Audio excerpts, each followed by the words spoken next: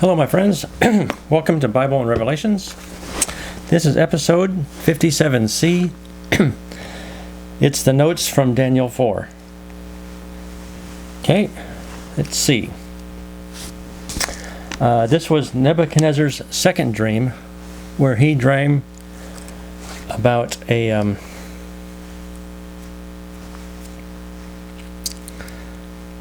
tree that was very big, and this tree nourished and fed the whole world, and that tree was him. And then the tree was cut off, and laid in the fields. And so then he became, Nebuchadnezzar was proud and thought that he had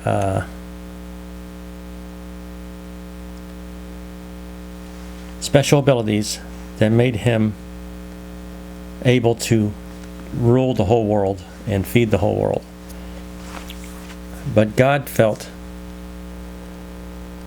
slighted, like Nebuchadnezzar was not giving him any glory, any honor. His recognizing God's part in choosing Nebuchadnezzar to rule the world. So he punished him by putting him in a field and letting him act like a wild horse or donkey or a cow, eating grass, and his nails grew long, his hair grew long, and told him he would stay in that state until he realized that it was God who has been helping him, and that he would have to acknowledge that. And here we go with the notes from Daniel 4, episode 57C. Nebuchadnezzar's second dream. At the peak of his popularity and reign, Nebuchadnezzar testified of the Lord's powerful work. All peoples and nations and languages that dwell in all the earth. Probably means his kingdom encompassed many different cultures, races, and many different languages. Not that it covered the entire globe. Just different states and countries and cities. The king called for the same wise men, Chaldeans, who had failed him in the past. At their failure to decipher the dream, he summoned Daniel for one reason.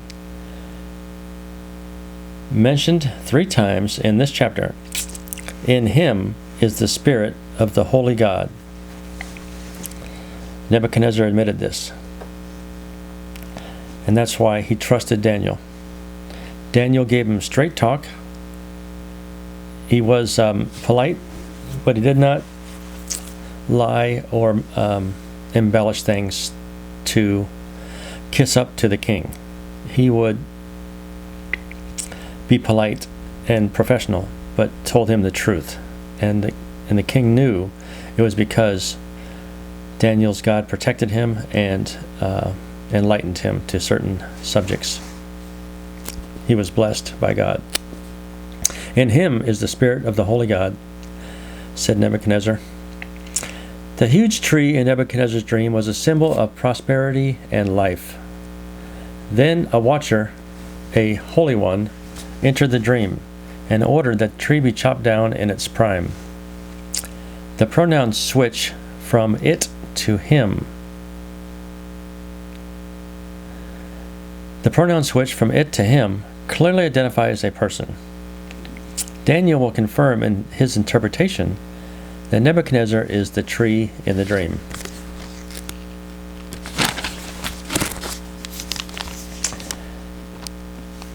The very fact that God gave the dream to Nebuchadnezzar was a warning, and it shows God's mercy.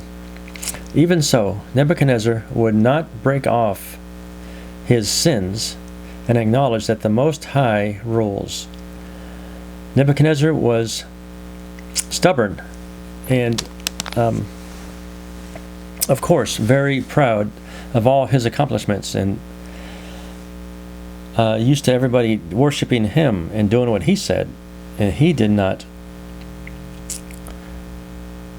it did not seem, his pride prevented him from acknowledging that the Most High God rules the world.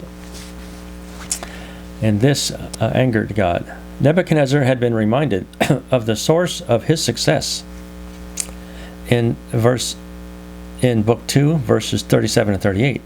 But his own words betray his overwhelming pride. Is not this Babylon that I have built by my mighty power and for the honor of my majesty? As Nebuchadnezzar's experience would prove, the pathway of pride is the fastest road to self-destruction.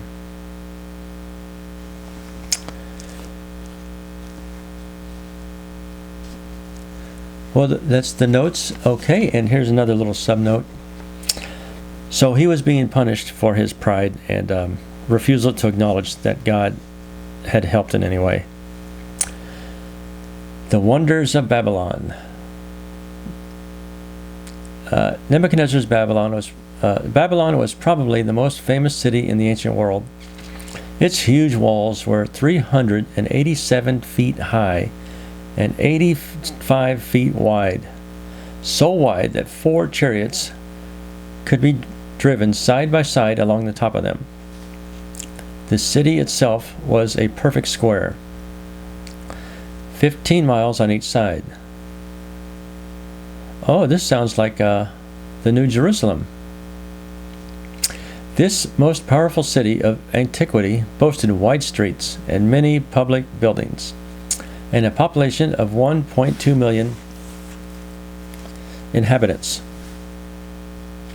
The mighty Euphrates flowed through it, and gardens, palm groves, orchards, and farmland dotted the countryside, providing enough food to feed the entire city.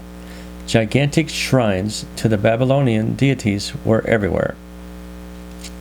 The pinnacle of beauty, however, had to be the marvelous, naturally air-conditioned, hanging gardens Nebuchadnezzar built for his wife. Remembered as one of the 7 wonders of the world, Nebuchadnezzar had these gardens planted in earth-filled terraces at considerable height. Water pumped from the Euphrates River irrigated the lush vegetation. Nebuchadnezzar took such great pride in Babylon that as he walked along the palace terrace and viewed the magnificent cityscape, he was overcome with pride. His arrogance would be his downfall. There was an island city, kind of like an island state in South America 500 years ago, maybe around 500 years ago.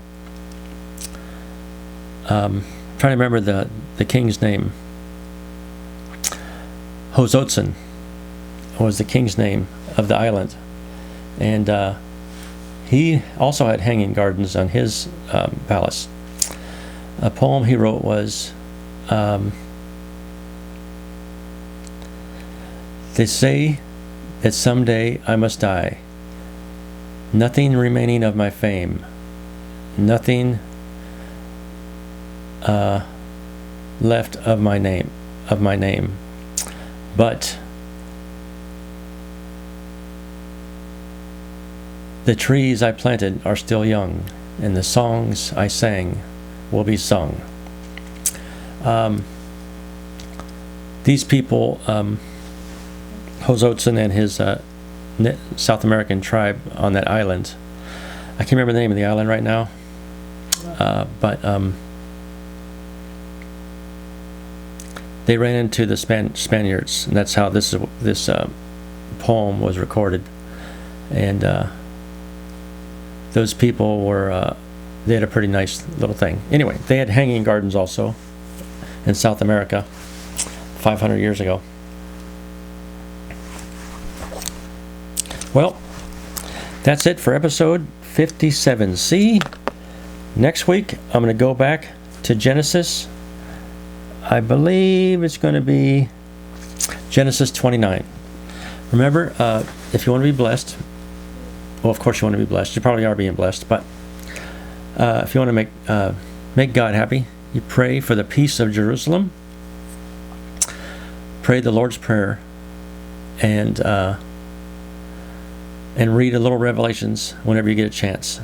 Those are supposed to bring you blessings. God bless you. Thank you very much.